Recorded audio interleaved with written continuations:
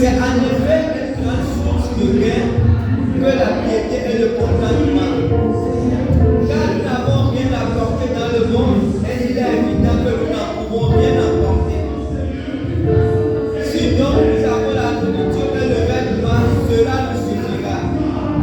Mais ceux qui veulent s'enrichir tombent dans la tentation, dans le piège et dans beaucoup de désirs insensés et pernicieux qui plongent les hommes dans la ruine et la perdition.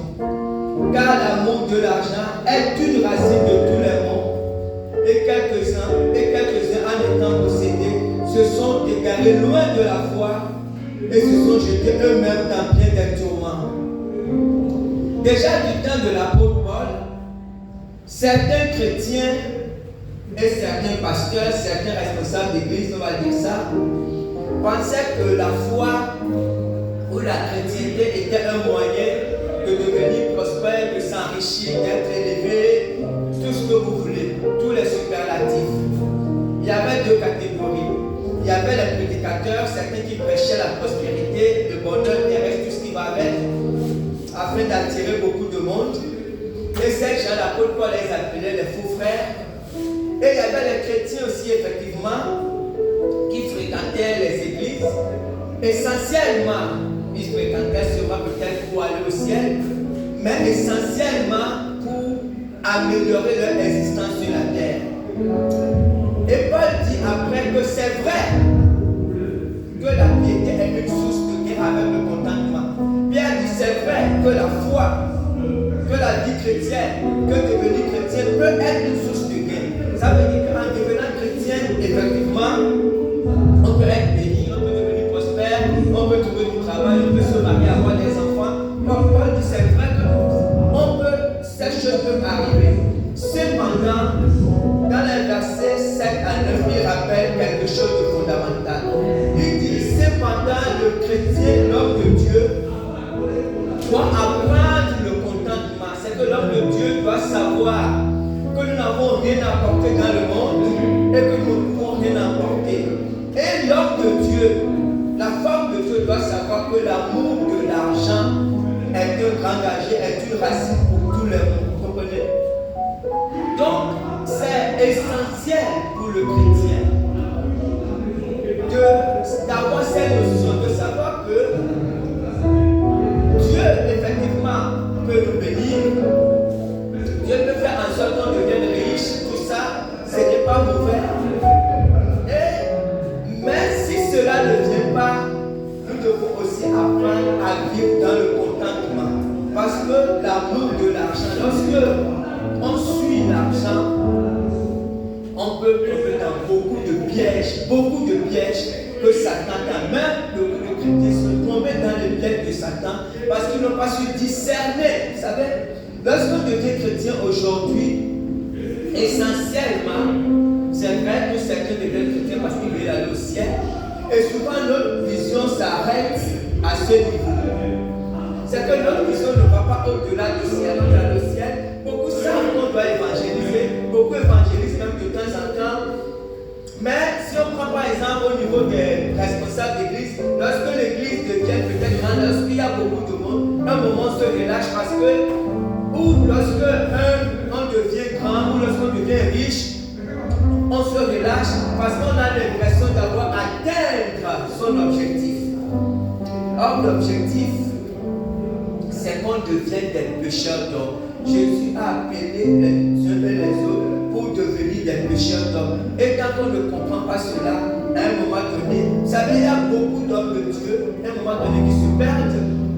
Beaucoup de femmes de Dieu aussi, ou même beaucoup de ministères, après qui s'égarent, parce qu'à un moment donné, ils oublient l'appel principal.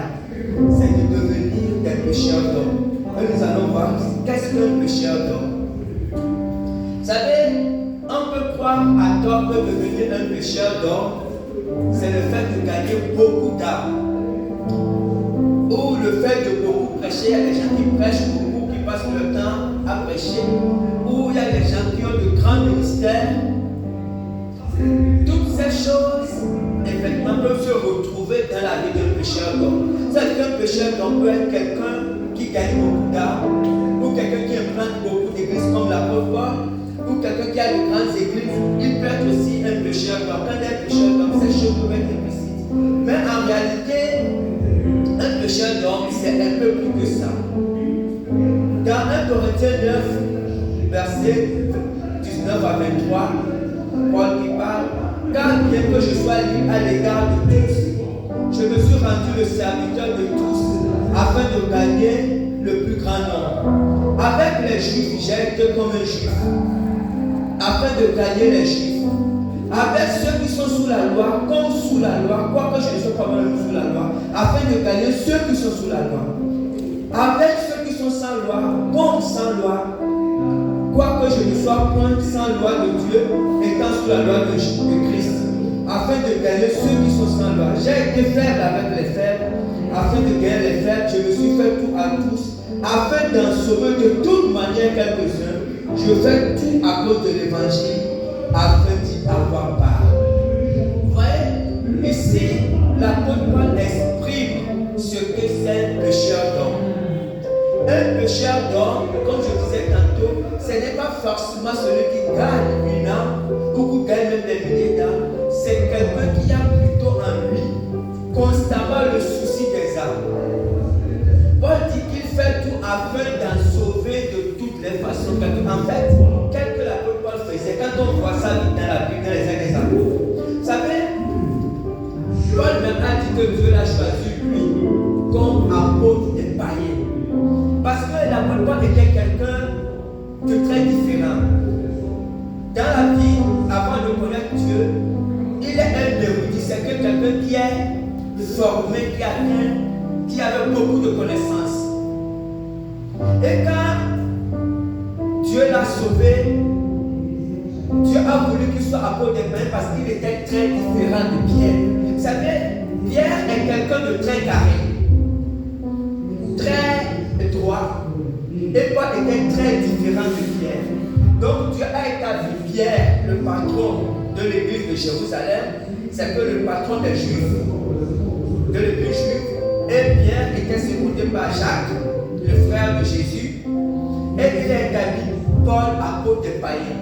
Et qu'est-ce que Paul faisait? Vous savez, quand Paul était avec les Juifs, il leur parlait comme Juifs. C'est que Paul, pour leur prêcher l'évangile, il leur parlait d'Isaïe, il leur parlait de l'Ancien Testament pour leur faire comprendre que Jésus est celui qui devait venir. Mais quand Paul était avec les païens, il leur parlait comme un païen. Paul, il mangeait avec les païens. C'est qu'un jour, il était avec les païens. Il mangeait, il a parlé des grands sacrificateurs, il était assis avec les païens. Et ce jour-là, Pierre était avec lui. Donc ils étaient deux apôtres qui mangeaient avec les païens. Et quand il mangeait avec les païens, à un moment donné, il y a certains juifs, chrétiens juifs qui venaient. Et quand Pierre a vu les chrétiens juifs qui venaient, Pierre s'est éclipsé parce qu'il ne voulait pas les choquer. Et Pierre et Paul a repris Pierre devant tout le monde. Il dit, mais si toi qui es juif, c'est que parce que les juifs se croient quand même qu'ils sont proches de Dieu. Il dit, mais si toi qui es juif, tu te comportes comme les païens, donc n'oblige pas les païens à devenir juifs, en fait à devenir chrétiens. Parce que l'apôtre Paul, comme il dit, quand il était avec quelqu'un, quand il était avec les Grecs, Paul parlait grec, parce qu'il était un érudit, il savait parler correctement grec. Et quand il était avec d'autres Grecs, qui étaient mélangés, en fait ils étaient un peu illettrés, il parlait un peu comme l'argot. Quand Paul était avec ces gens-là, il parlait l'argot. C'est que Paul, quel que soit avec qui il était, il se faisait comme cette personne, et dit, afin de pouvoir le gagner. Il n'avait aucun complexe, vous comprenez? C'est que lui, quelle que soit la personne, son objectif, dans son cœur, il fallait que le maximum de gens soient gagnés. Voilà ce que la Bible appelle, c'est que vous savez, un gagneur d'âme, c'est quelqu'un qui avait cette préoccupation dans son cœur de pouvoir gagner le maximum de personnes. Et c'est très important, c'est ça, ça surpasse même le fait de gagner des âmes. Vous savez, dans l'église aujourd'hui, très peu ont réellement la préoccupation des âmes. C'est vrai que nous voulons que les gens soient sauvés. Et c'est vrai que nous sommes contents de voir des gens sauvés. Mais en réalité, ce n'est pas une préoccupation. Pourquoi? Parce qu'on ne devient pas pécheur d'homme du jour au lendemain. Jésus leur a dit, suivez-moi et je ferai de vous des pécheurs d'hommes. En fait, c'est une finalité de la vie chrétienne. Lorsqu'on marche avec Jésus, c'est un cheminement chrétien. On devient pécheur d'hommes. Vous savez, je vous avais parlé ici de cette église. C'était une grande église. Et un jour, l'homme de Dieu était quand même content parce que dans son église, il y avait des âmes et il y avait des âmes réellement sauvées. C'est qu'une église peut être remplie de personnes sans que les gens soient réellement sauvés. Mais dans son vie, il y avait des gens sauvés. Il savait, en tant qu'homme de Dieu, savait que si Dieu vient avec des gens qui veulent vers le ciel. Et il était content. Et le Saint-Esprit lui a dit, c'est vrai, qu'il y a des gens qui étaient sauvés dans l'église, mais en réalité, ces gens-là n'étaient pas à son actif. Mais ces gens qui étaient sauvés étaient à l'actif d'une veuve qui était dans l'église. C'est que lui, il était homme de Dieu, il était un bon pasteur. Et Dieu lui a donné la capacité d'encadrer les âmes et il le faisait bien. Mais sauf qu'il y avait dans l'église une autre personne qui était pécheur. Donc la femme-là n'évangélisait même pas. Elle venait seulement à l'église, mais elle était une grande intercession. Elle priait pour que le Seigneur attire les âmes. Elle priait pour ceux qui étaient déjà là, que ces gens-là soient affaiblis. Donc c'était elle, le pasteur ne le savait pas. Mais c'était elle qui était une pécheur d'homme. Elle se préoccupait en fait. Elle avait cette préoccupation. Lorsque quelqu'un ne viendrait à l'église ou lorsque quelqu'un, elle portait le fardeau des âmes. Et Dieu lui a dit non, que voilà, dans ton église, il y a quelqu'un que tous les âmes en fait sont sauvés, sont à son actif. Ça veut dire que si elle va au ciel, c'est elle que les âmes vont. Voilà le cœur de péché. C'est que le cœur d'un pécheur, c'est quelqu'un qui se soucie réellement des âmes. Lisons Philippiens 2, versets 5 à 8. Paul dit, ayez en vous les sentiments qui étaient en Jésus-Christ, lequel a existence sous forme de Dieu, n'a pas regardé comme une proie arrachée, d'être égal avec Dieu, mais s'est dépouillé lui-même en prenant une forme de serviteur, en devenant semblable aux hommes et ayant paru comme un simple homme. Il s'est humilié lui-même, se rendant obéissant jusqu'à la mort, même jusqu'à la mort de la croix. Amen. Jésus s'est humilié jusqu'à la mort de la croix pour nous sauver. Jésus ne s'est pas humilié pour que nous soyons bénis. En fait, Jésus n'est pas venu nous humilier pour ça. Même sans que Jésus meure, on serait béni. Il y a des gens dans le monde Jésus qui n'ont pas accepté Jésus mais qui sont bénis. Jésus n'est pas parti sur la croix pour que les gens deviennent riches, tout ça, même que les gens soient guéris. Dans l'Ancien Testament, les prophètes avaient déjà ce qu'ils pouvaient guérir les gens, ressusciter les gens, Élisée l'a fait, Élie l'a fait. Donc Jésus n'avait pas besoin de mourir pour que nous ayons toutes les autres choses.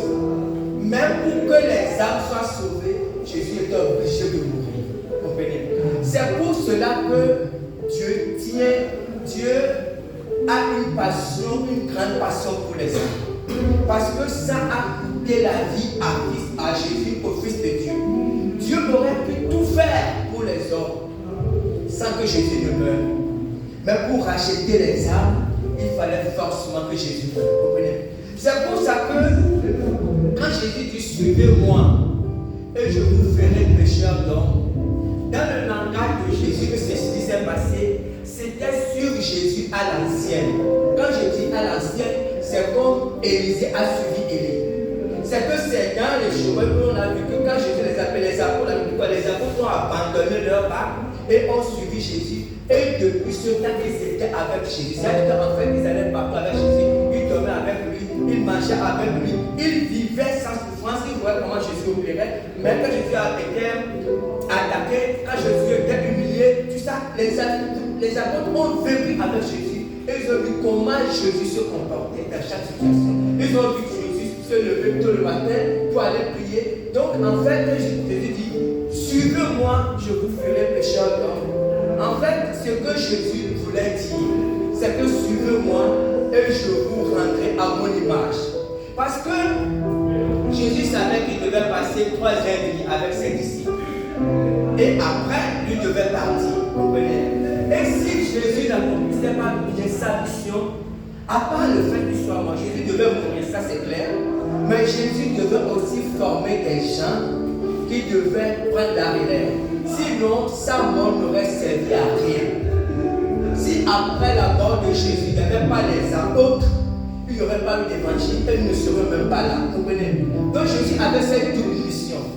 Il venait mourir pour les hommes, il devait partir. Mais il fallait que, après lui, qu'il y ait des hommes et des femmes capables de prendre le relais, la relève. Et c'était ça quand il disait suivez-moi. Donc c'est fondamental. Et c'est la même chose pour nous. Vous comprenez? On accepte Jésus, on vient à l'église, on paie le dîme aux offrandes, on fait tous ces biens. Mais il y a ce second aspect de la vie chrétienne. Le fait de prêcher, de gagner des âmes. Parce que si on ne le fait pas, c'est qu'à un moment donné, c'est comme l'évangile devait s'arrêter à notre niveau. Vous comprenez? De même que, vous savez, dans la conquête du monde, des choses se sont passées. Vous comprenez? On va dire que Christophe Colomb a découvert l'Amérique. Il y a eu les hommes avaient des passions pour aller quelque part. Mais dans cette conquête-là ont tracé des routes pour l'évangile. Vous comprenez? Parce que nous sommes dans le cas des États-Unis de l'Amérique. Avant, il y avait les États-Unis, mais c'était des Indiens, c'était des autochtones qui servaient les idoles. C'était la même chose pour nos terres, les Afriques. Mais le fait qu'il y a eu des gens qui ne se sont pas publiés, ne savent pas quelles que soient les motivations qu'ils avaient, ils sont partis de l'Europe parce que moi, l'évangile est en Europe et ils se sont préparés dans l'Europe. Mais quand ils sont venus partout, ils ont aussi apporté l'évangile. Vous comprenez?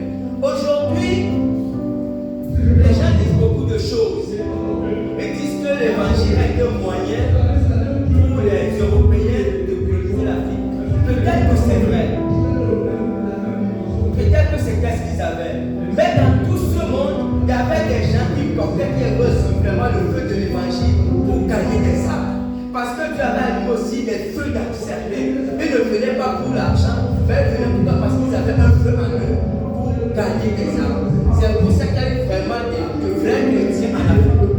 Donc c'est fondamental pour Dieu, c'est fondamental de porter ce feu-là. L'apôtre Jean a dit, 1 Jean 4, 17, tel qu'il est, tel nous sommes aussi dans ce monde. C'est en cela que l'amour est parfait en nous, afin que nous ayons de l'assurance au jour du jugement. L'apôtre Jean, vous savez, on pourrait dire que c'est audacieux, mais il a le courage de dire tel il est, tel Jésus est, tel nous sommes. C'est que l'apôtre Jean s'est comparé à Jésus. Et il a dit nous sommes comme Jésus. Et il n'a pas dit tel il est, tel Jésus, il n'a pas ramené ça. Il dit tel nous sommes. En fait, il ramène ça, en tout cas, aux chrétiens qui s'étaient dans leur génération, pour ne pas parler de nous. Il dit ils sont comme Jésus. Pourquoi ils sont comme Jésus? Parce qu'en fait, ils avaient l'esprit de Jésus en eux. Et quand ils avaient l'esprit de Jésus en eux, ça fait en sorte qu'ils avaient le même but que Jésus, le même amour que Jésus, la même passion que Jésus, la même façon de faire comme Jésus, la façon d'aimer comme Jésus, la façon d'agir comme Jésus. En fait, vous savez, c'est le but que Jésus recherchait. Jésus recherchait ce but et il a choisi des gens. Et quand Jésus partait, je vais finir avec ça, quand Jésus partait au jour de la Pentecôte, on a dit qu'ils étaient 120 personnes qui avaient reçu le baptême. Mais ces 120 personnes étaient plus que suffisantes pour embraser le monde. Parce que Jésus avait su leur transmettre. Jésus avait réussi à faire des pécheurs d'hommes. Et quand il est parti, ils ont réussi à impacter le monde jusqu'à ce que l'évangile vienne à nous aujourd'hui. Vous savez, l'évangile est venu à nous aujourd'hui. On prêche l'évangile tous les dimanches, où on se retrouve à l'église tous les dimanches. Mais en même temps, en réalité, on ne connaît pas l'importance de l'évangile. Je veux dire sur le plan spirituel. On ne connaît pas l'importance. Pourquoi? Parce qu'en réalité, on n'a pas encore réalisé l'importance d'une âme. Parce qu'il n'y a que l'évangile pour sauver une âme. Ça ne veut dire pas autre chose. l'évangile qui peut faire en sorte qu'un homme ou une femme soit arraché des ténèbres pour venir à la lumière. Il faut l'évangile, mais il faut aussi un homme ou une femme qui ressemble ou qui essaie de ressembler à Jésus. Amen. Et que Dieu bénisse sa parole.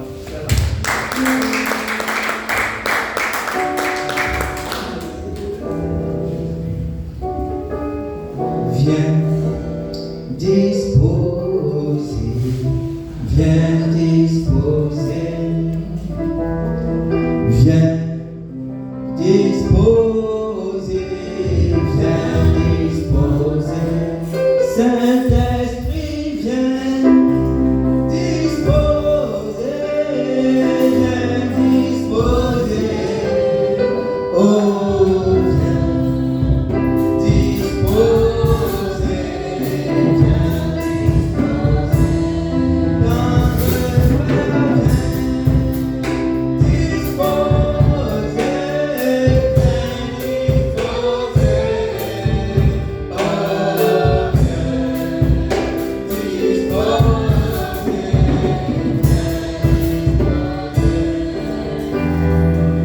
Pendant que je vais entendre cette chanson, nous allons prier, demander au Seigneur de faire de nous des pécheurs d'hommes. Que nous soyons transformés au fur et à mesure de gloire en gloire à l'image de Jésus. Que nous puissions avoir au fur et à mesure les sentiments qui étaient en Jésus, l'amour qui était en Jésus pour les hommes. Viens disposer, viens disposer, viens disposer, viens disposer, Saint-Esprit, viens disposer, viens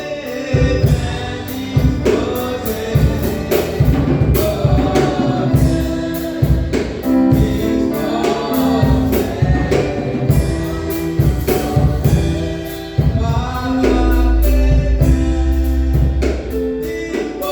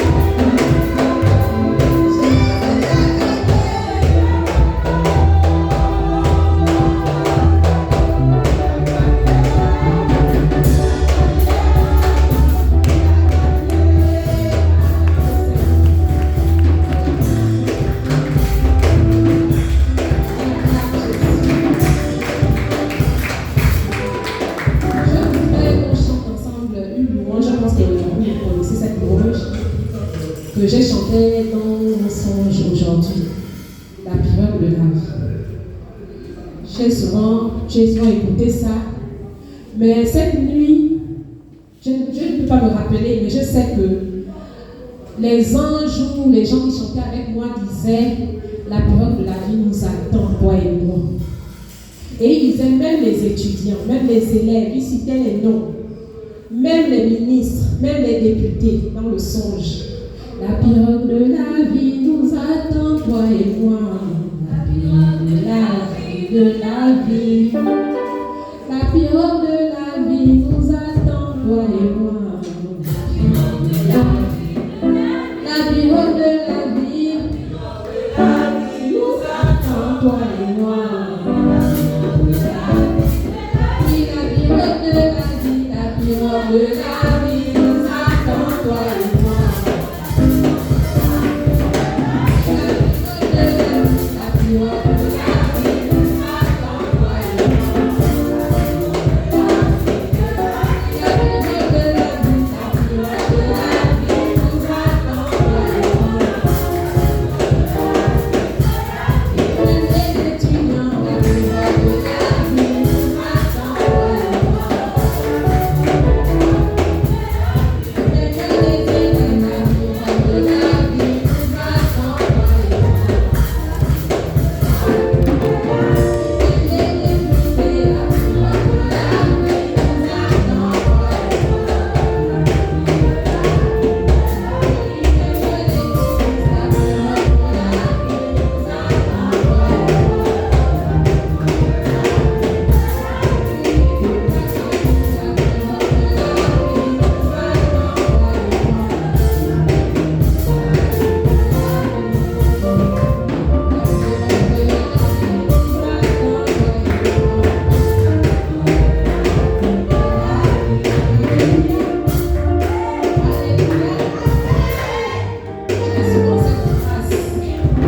et moi. Quand le Seigneur me fait grâce de me tourner réellement vers lui, j'ai cette grâce de recevoir les chants, les louanges. Parfois, ce sont des louanges que je connais déjà, mais qui viennent me faire chanter autrement, ou ce sont même des louanges, des paroles qui me donnent et les paroles et le thème. Avant, je me rappelle, je dis, bon, je m'en fais le téléphone, je m'enregistrais, j'ai écouté, j'ai chanté, je faisais ça, alléluia. Donc, je me grâce à Dieu pour cela. La dernière fois, je parlais avec l'ami, c'était il a donné la vie à mon âme. Mais j'ai chanté ça autrement dans le songe. Et quand je me suis réveillée, j'étais en train de prier. Je ne faisais que chanter ça comme je chantais dans le songe et ça m'énervait. Ça m'énervait parce que je n'aimais pas la manière dont je chantais dans le songe. Je vais rechanter comme je chante à l'église, alléluia. Et on m'a dit, mais il fallait enregistrer comment tu chantais dans le songe. J'ai dit, je n'ai pas eu le réflexe. Alors, nous bénissons le Seigneur pour la parole de ce matin. Alléluia. Quand le Seigneur nous appelle, c'est pour un but. Alléluia. Vraiment, nous sommes bénis dans ces lieux. Le Seigneur se manifeste dans ces lieux pour nous détacher. Alléluia. Dans d'autres églises, on les amène à s'attacher. Alléluia. Mais nous, le Seigneur nous fait grâce dans cette église de nous détacher. C'est une grâce. C'est une grâce. Alléluia. Nous voulons convertir beaucoup de gens, nous voulons amener les gens à Christ. Mais il faut que nous-mêmes d'abord, alléluia, le Seigneur travaille en nous. Alléluia. Alors nous allons rendre grâce à Dieu pour la parole de ce matin. Et livrons nos voix et bénissons notre Dieu. Notre Père, nous te bénissons, nous te demandons ta gloire ce matin. Merci parce que tu es fidèle, tu ne nous abandonnes pas, Seigneur. Malgré, éternel mon Dieu, nos habitudes, malgré nos comportements, malgré notre attitude, Seigneur, tu veilles sur nous, oh Père. Toi qui es si bon envers nous, Seigneur, toi qui as toujours quelque chose de particulier pour ce peuple particulier, Seigneur, nous t'élèvons ce matin et nous te rendons toute gloire, nous te remercions, Père éternel, pour la parole de ce matin qui est encore venue nous équiper, qui est encore venue nous rappeler, nous faire prendre conscience, Seigneur, des choses essentielles, Père Saint, des choses essentielles, la nécessité de la vie spirituelle, la nécessité de la vie chrétienne, l'objectif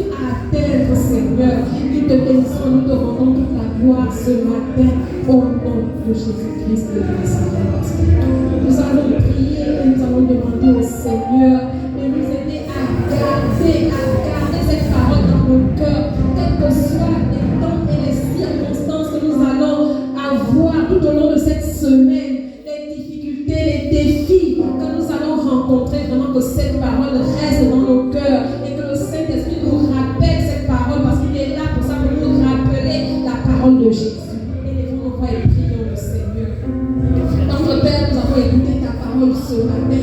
Seigneur, nous savons que nous avons des défis dans nos vies. Nous avons des difficultés, Seigneur. Nous avons des choses qui se lèvent pour nous ramener en arrière, pour nous faire raisonner, Seigneur.